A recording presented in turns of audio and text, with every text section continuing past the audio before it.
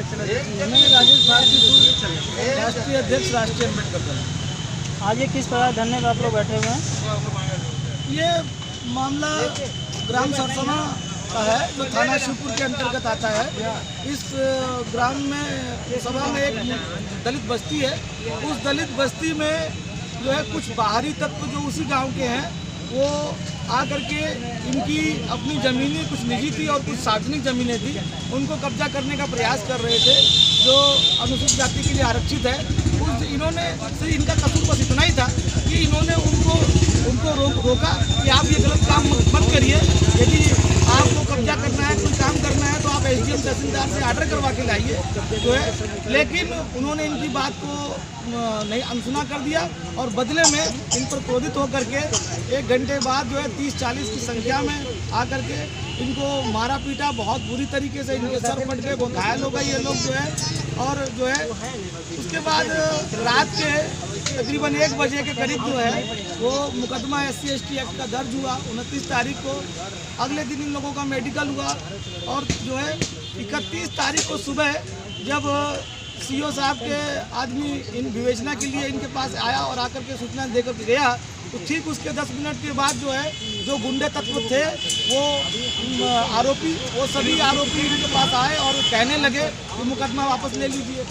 इन्होंने बड़े विनम्रता से कहा कि आप जब मुकदमा वापस नहीं ले पाएंगे। ये बात सुन करके वे लोग गुस्सा हो गए और जो है उसके बाद जो है उन्होंने उस बस्ती में इतना तांडव मचाया कि जो बेहद दर्दनाक और खौफनाक था। इनके घरों को तोड़ दिया गया, इनकी छतें तक जो है कूच दी गई, जो है इनके खिड़कियों को तोड़ दिया गया और इनके मवेशी तक उठाकर ले गए। जो है डॉक्टर बनवासी है, उसके 2 बकरा बकरी, पलंग, खटिया, मचिया, जो है इस तरीके से जो भी इनकी आवासीय चीज़ें थी वो सारी की सारी जो है वो डाले गए। तो जो है धनई राम जी की पत्नी ने किसी प्रकार छिप करके अपनी जान तब बचाई और तब निकली वो, जब पुलिस आ गई। जब मैंने इस विषय में CO कैंट से कहा कि आपकी पुलिस बेहद नकारा साबित हो रही है वहाँ पर, जब पुलिस आई तो वो बेचारी किसी प्रकार निकली जान बचा करके।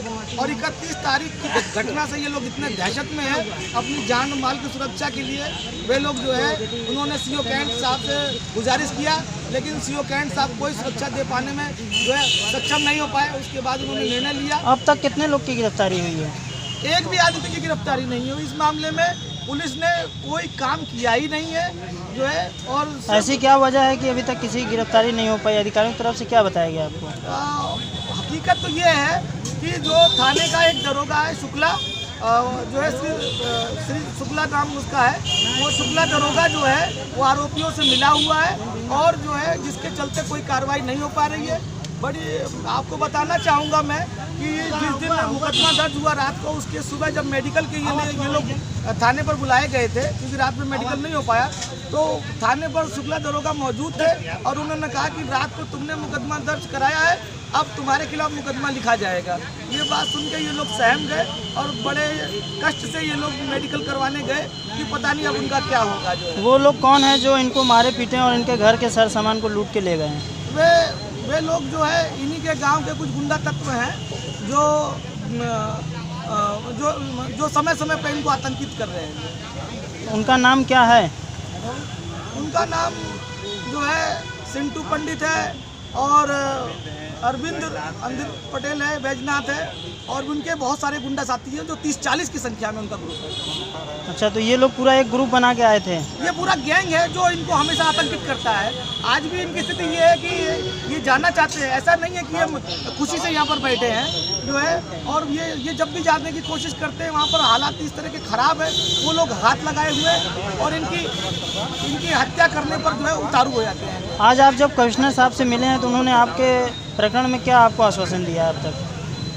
कमिश्नर साहब ने की तरफ से यह आश्वासन मिला है। हमने इनको कहा है कि यदि जब तक ये यहाँ पर हैं और इनके पुनर्वास की व्यवस्था की जाए, इनके भोजन की व्यवस्था की जाए, क्योंकि ये इस समय घर अब इनका लूट चुका है, इनके सामान लूट चुके हैं, इनके पास खाने की व्यवस्था नहीं है, इनके पास कपड़े की व्यवस्था नहीं है, इनकी आवास की व्यवस्था नहीं है। तो ऐसी स्थिति में इनका पुनर्वास किया जाए, इनको भोजन मुहैया कराया जाए। SC/ST एक्ट में ये सारी चीज़ों की व्यवस्था है जिसकी कार्रवाई को DM को करना होता है। अभी तक आप 2 दिन से यहाँ पे धरने पे बैठे हुए हैं, तो आप लोग का गुजर बसर कैसे हो रहा है फिर?